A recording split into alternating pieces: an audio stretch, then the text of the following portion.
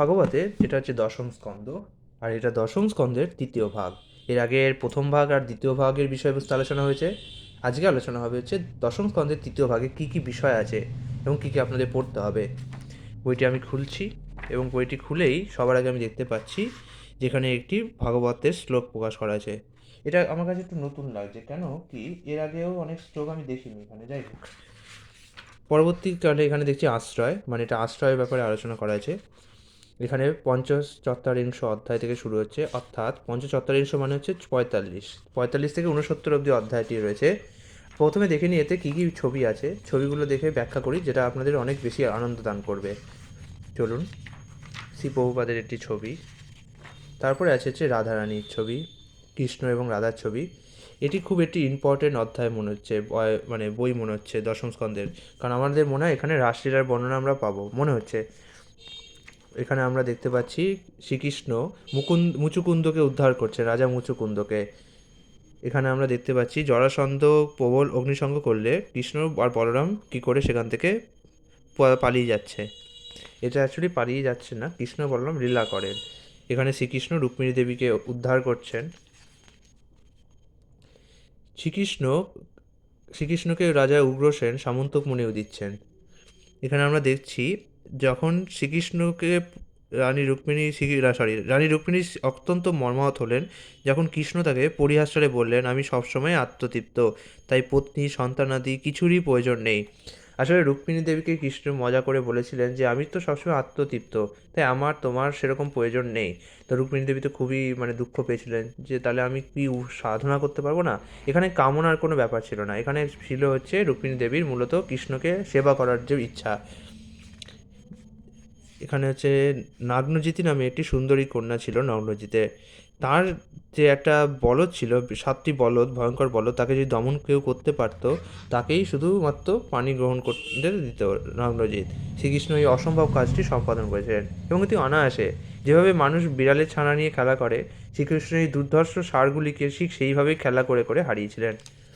এখানে আমরা দেখতে পাচ্ছি একসময় শিব যখন তাণ্ডব নৃত্য করছিলেন তখন বানাসুর তার সহস্র হস্তের দ্বারা বাধ্য করার মাধ্যমে তার প্রীতিবিধান করেছিল, যেটা আমরা বানাসুর বধে দেখতে পাই, যেখানে শিব আর কৃষ্ণের যুদ্ধ হয়েছিল।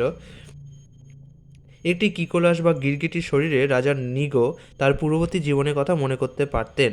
এখন যেহেতু তার ভগবানকে দর্শন করার সুযোগ হয়েছিল, তাই তিনি বুঝতে পেরেছিলেন যে পরমেশ্বর ভগবানের বিশেষ কৃপা লাভ করেছেন। রাজা নিগো বলে একজন রাজা ছিল, যাকে শাপ দেওয়া হয়েছিল গিরগিটির জীবন যাপন করবে, কিন্তু তাকে তার পূর্বজন্মের কথাও মনে করতে সুযোগ দেওয়া হয়েছিল। ফলে তিনি গিরগিটি হলেও তিনি জানতেন যে তিনি কে ছিলেন। এখানে দেখতে পাচ্ছি যে যখন বলরাম যমুনা দেবীকে আদেশ করেছিলেন যে আমার কাছে এসো, না এখানে কাম ক্রীড়ার ব্যাপার নয়, কিন্তু যমুনা দেবীকে আদেশ করেছিলেন আমার কাছে এসো, তখন যমুনা দেবী আসতে অস্বীকার করেন। তখন বলরাম অত্যন্ত ক্রুদ্ধ হয় এবং বলে আমি তোমাকে আজই হল দিয়ে দুখণ্ডিত করব। তখন যমুনা দেবী এসে বলরামের পায়ে পড়ে এবং প্রার্থনা করেন যে প্রভু আমার ভুল হয়ে গিয়েছে। এখানে আমরা দেখতে পাই বলরাম ক্রোধ ভরে তার হলের ফণার দ্বারা সমস্ত হস্তিনাপুর নগরটিকে বিদ্ধ করে গঙ্গায় বলপূর্বক নিক্ষেপ করার উদ্দেশ্যে টানতে লাগলেন। বলরাম কী করেছিলেন, হস্তিনাপুর একবার বলরামের ক্রোধের কারণ হয়েছিল, তখন বলরাম সেই হস্তিনাপুর নগরীটিকে পুরো চিরে দিয়েছিলেন মাটি থেকে এবং সেটাকে টেনে নিয়ে আসছিলেন যে গঙ্গা একে আজকে নিক্ষেপ করেই ছাড়বো। তাহলে ভগবান যখন করে তখন অনেক কিছু করতে পারেন। যখন ভগবান শ্রীকৃষ্ণ লক্ষ্য করলেন যে নারদমুনি তার রাজপ্রাসাদে এসছে, তখন তিনি তাকে নত করলে প্রণাম জানিয়ে আসনে বসালেন। এখানে অনেকে বলতে পারেন নারদমুনি তো ভগবানের শিষ্য, তো শিষ্যকে ভগবান এরকম কেন করছে। আসলে ভগবান নিজেই বলেছেন আমি তার শিষ্যেরও দাস।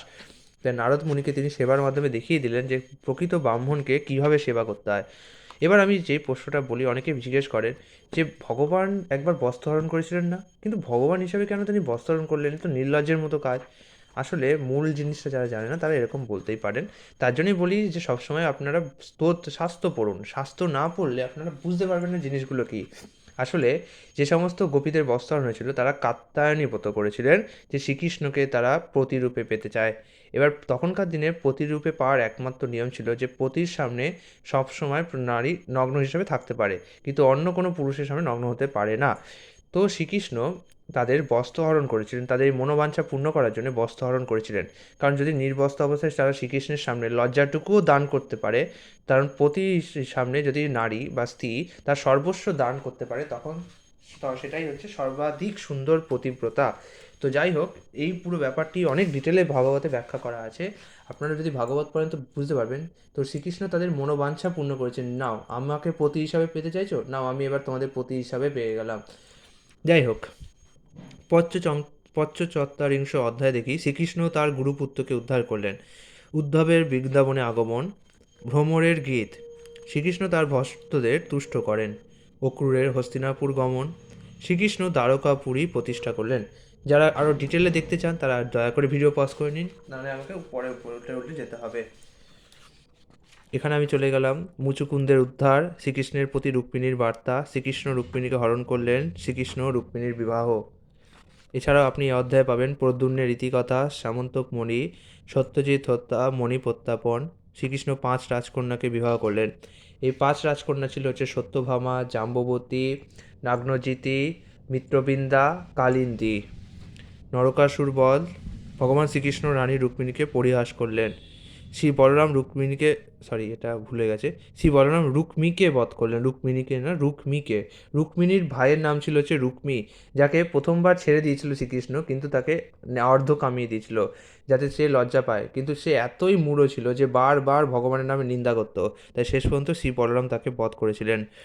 উষা এবং অনিরুদ্ধের মিলন, শ্রীকৃষ্ণ বানাসুরের সঙ্গে যুদ্ধ করেন। এই বানাসুরের মেয়ে ছিল হচ্ছে উষা, তাকে তার প্রেমে পড়েছিল হচ্ছে অনিরুদ্ধ। তো এবার বানাসুর অনিরুদ্ধকে বন্দি করেছিল, তো তখন শ্রীকৃষ্ণের সাথে বানাসুরের যুদ্ধ হয়েছিল। এবং যেহেতু বানাসুর শিবের থেকে আশীর্বাদ পেয়েছিল যে আমি কিছুতেই, আমাকে যেন কেউ হাত না পারে, তো শিব তাকে রক্ষা করার জন্য এসেছিলেন। তো এই কারণে শিব আর কৃষ্ণের মধ্যে যুদ্ধ হয়েছিল। রাজা নিগো, যেটা গিরগিটি বললাম, তাকে উদ্ধার, শ্রী বলরামের বৃন্দাবন পরিদর্শন, নকল বাসুদেব রূপী পণ্ডক। পণ্ডক কী করতো, ভাবতো যে আমি বাসুদেব, আমি প্রকৃত বাসুদেব।